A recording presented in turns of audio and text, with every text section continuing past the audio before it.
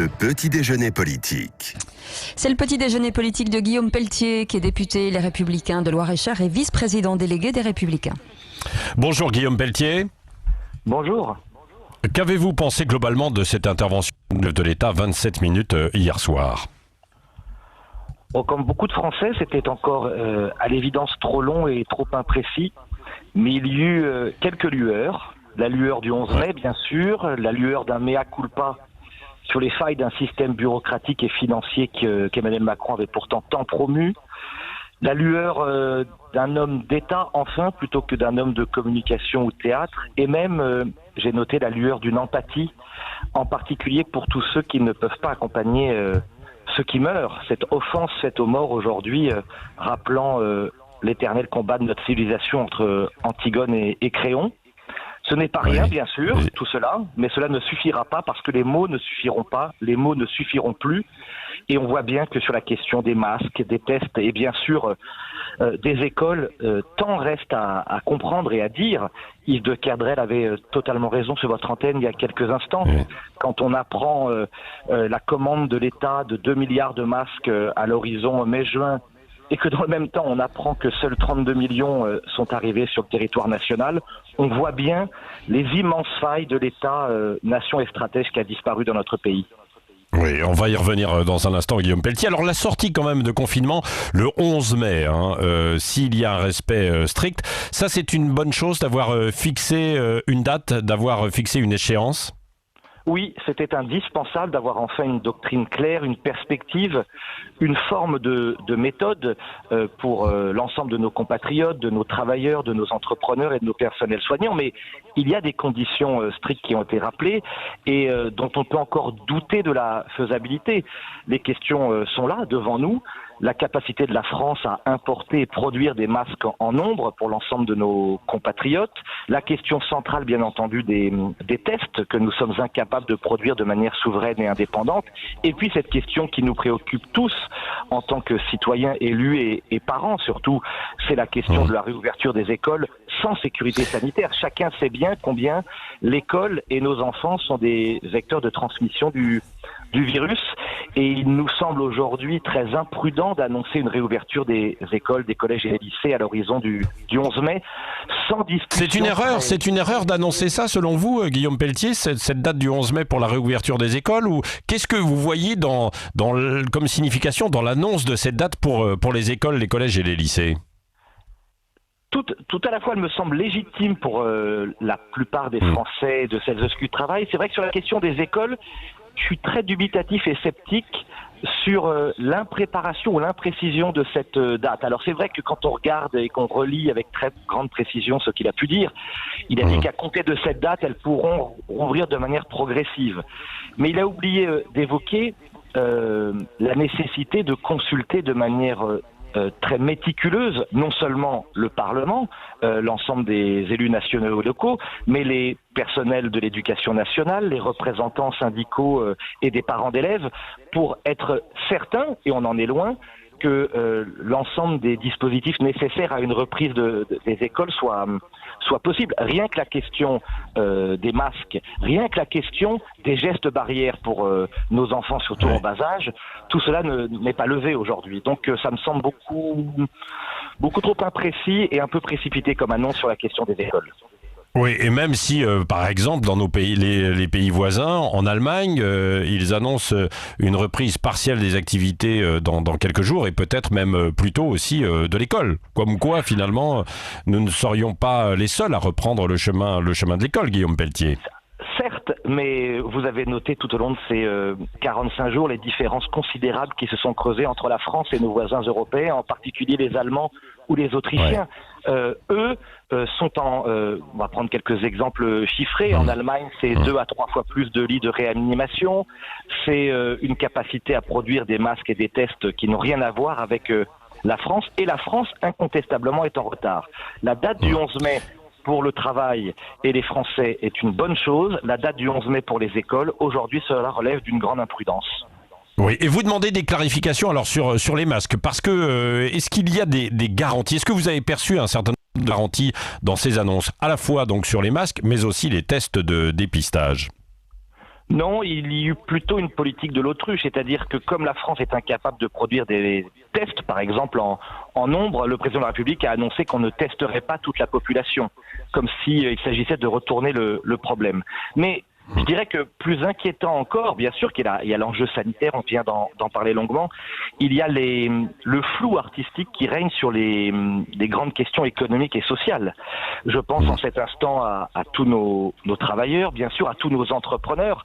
Rien ou si peu n'a été dit, par exemple, pour nos artisans, nos indépendants, nos patrons de TPE, PME, sur la question de l'état de catastrophe sanitaire, qui n'est toujours pas reconnu en France et qui empêche d'obliger les assureurs à prendre leurs responsabilités. Certes, le président de la République a enfin évoqué la question lourde de l'absence d'implication des assureurs dans la gestion de la crise économique, mais nous, les Républicains, nous avons déposé une proposition de loi avec mes collègues qui demande à l'État de reconnaître l'état de catastrophe sanitaire, ce qui est le seul moyen aujourd'hui d'actionner de manière obligatoire les assurances pour lutter contre les pertes d'exploitation et sauver la trésorerie des entreprises. De la même manière, j'ai déposé une proposition de loi pour supprimer pendant 3 mois les charges sociales et fiscales qui pèsent sur les toutes petites entreprises qui sont en grande difficulté et qui, n'ayant pas de chiffre d'affaires, pourraient ne pas rouvrir.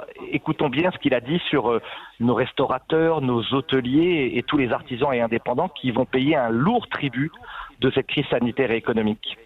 Là, vous n'avez pas eu de réponse à cette question de l'annulation des charges sociales. Pour l'instant, il y a une exonération ou un report de ces charges sociales. Vous estimez que ce n'est pas assez précis, alors assez clair?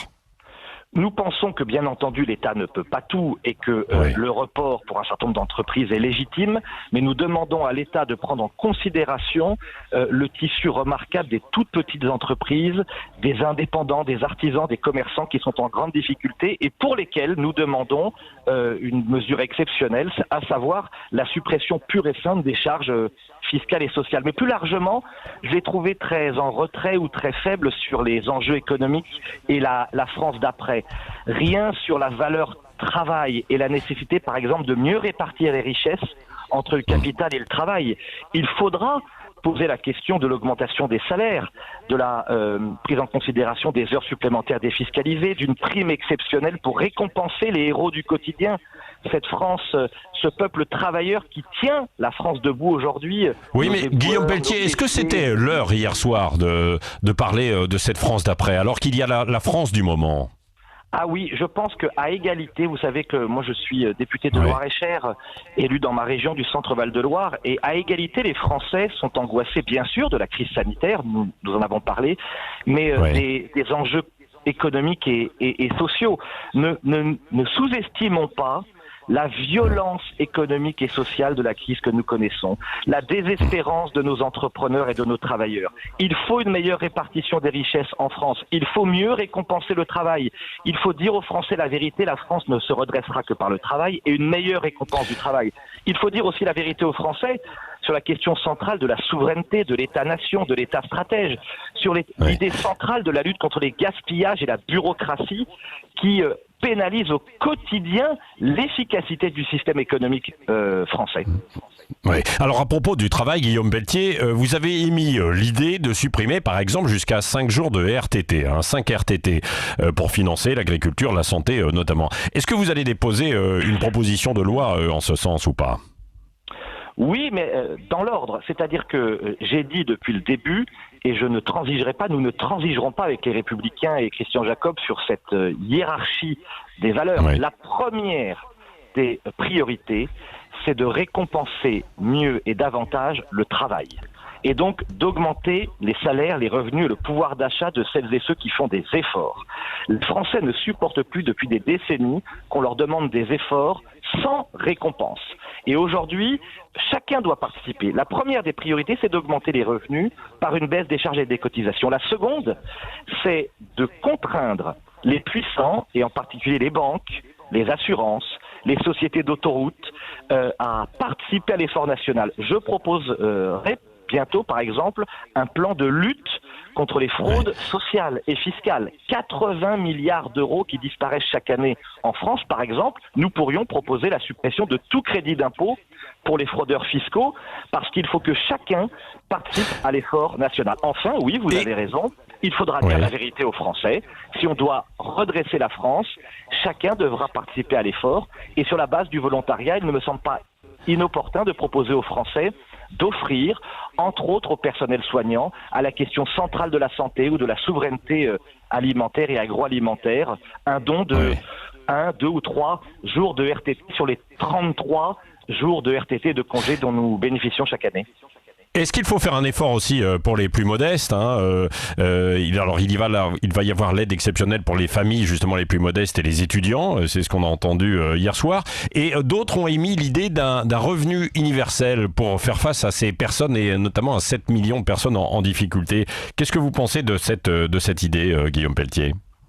La fraternité et la solidarité avec les plus modestes, c'est toujours une bonne idée, mais je nous mets en garde collectivement et je mets la France en garde contre le double échec que nous subissons depuis une quarantaine d'années. La France a toujours, hélas, promu la rente des puissants ou l'assistanat d'une minorité. La France ne se redressera que par une seule valeur. Le travail, le travail, le travail. Et donc sa récompense, et donc l'idéal de justice. Et donc le grand enjeu, plutôt que d'augmenter ou d'améliorer les minima sociaux, c'est d'augmenter les salaires. Le grand drame en France, vous le savez au quotidien, c'est que les salaires sont si bas qu'ils découragent tout à la fois ceux qui travaillent aujourd'hui d'aller travailler et qu'ils n'encouragent pas ceux qui ne travaillent pas à aller travailler. Et donc plutôt que d'encourager le système d'assistance, qui est nécessaire et qui est indispensable, je le répète, oui à l'assistance pour les plus fragiles et les plus modestes. Mais la priorité des priorités doit être un choc économique et fiscal pour baisser les charges qui pèsent sur le travail et augmenter les salaires, les revenus et le pouvoir d'achat de ceux qui travaillent. Oui, un mot sur Guillaume Pelletier, sur les frontières de l'Union européenne qui vont rester fermées. Ça, c'est une bonne chose ? Oui, mais une fois de plus, avec Emmanuel Macron, c'est la politique du en même temps. Nous avons été les premiers, avec Éric Ciotti et Christian Jacob, à mi-février, rendez-vous compte, à demander à l'Assemblée nationale un meilleur contrôle des frontières nationales et européennes. Et la majorité du gouvernement nous a rionné en disant que la frontière était un mot tabou et interdit et dépassé. Eh bien non, chacun comprend et conçoit aujourd'hui la nécessité de mieux contrôler nos frontières européennes. Certes, le président de la République l'a confirmé, mais sans évoquer le nécessaire et indispensable contrôle des frontières nationales. Tous les contrôles aux frontières sont nécessaires pour limiter la propagation du virus, parce que chacun sait bien que le virus est porté par l'homme et que moins il y aura de déplacements des hommes et des femmes, mieux nous pourrons contrôler la circulation et la propagation du virus. Guillaume Pelletier, le mot de la fin avec Cécile de Ménibus. Cécile. Oui, vous parlez d'idéal de justice concernant le travail. Est-ce qu'il ce serait rendre justice aux commerçants d'autoriser l'ouverture des magasins le dimanche, par exemple, pour le manque à gagner ? Je pense que ce qui est certain, c'est qu'il ne doit plus y avoir aucun tabou et sujet interdit pour relancer l'économie française, en respectant bien sûr un certain nombre de critères, mais en permettant sur la base du volontariat à tous les entrepreneurs, tous les travailleurs, tous les commerçants, tous les artisans de pouvoir se sauver eux-mêmes pour pouvoir sauver notre pays. Je prends un exemple un peu plus large, si vous me le permettez, c'est la question centrale du tourisme en France. Je suis déçu de ne pas avoir entendu le président de la République hier lancer un grand appel aux Français que je lance ce matin. Ne partez pas à l'étranger cet été, en juillet, en août ou en septembre. Il y a 26 millions de voyages à l'étranger chaque année en France, de Français qui partent à l'étranger en voyage. Profitons de l'été qui vient pour redynamiser l'économie française à travers le secteur touristique. Nous avons un pays merveilleux et magnifique sur le plan patrimonial, culturel et touristique. Eh bien, ce sera l'une des grandes priorités du redressement économique français. Et j'attends du président de la République des mesures fortes et des annonces claires sur le sujet aussi. Oui, et donc n'acceptons pas les touristes étrangers aussi, alors Guillaume Pelletier, cet été. Il est très probable, c'est la raison pour laquelle nous allons demander aux Français cet effort particulier, que compte tenu des contrôles stricts aux frontières, il y aura beaucoup moins de touristes étrangers, d'où la nécessité impérieuse que les Français, dès cet été et à l'automne, consacrent l'essentiel de leurs vacances à du tourisme dans notre beau pays. Dans notre pays. Merci Guillaume Pelletier, député LR du Loir-et-Cher et vice-président délégué des Républicains, d'avoir été avec nous ce matin sur Sud Radio. Et dans un instant, nous serons avec Jean-David Zetoun, qui est le docteur en médecine et en épidémiologie. On reviendra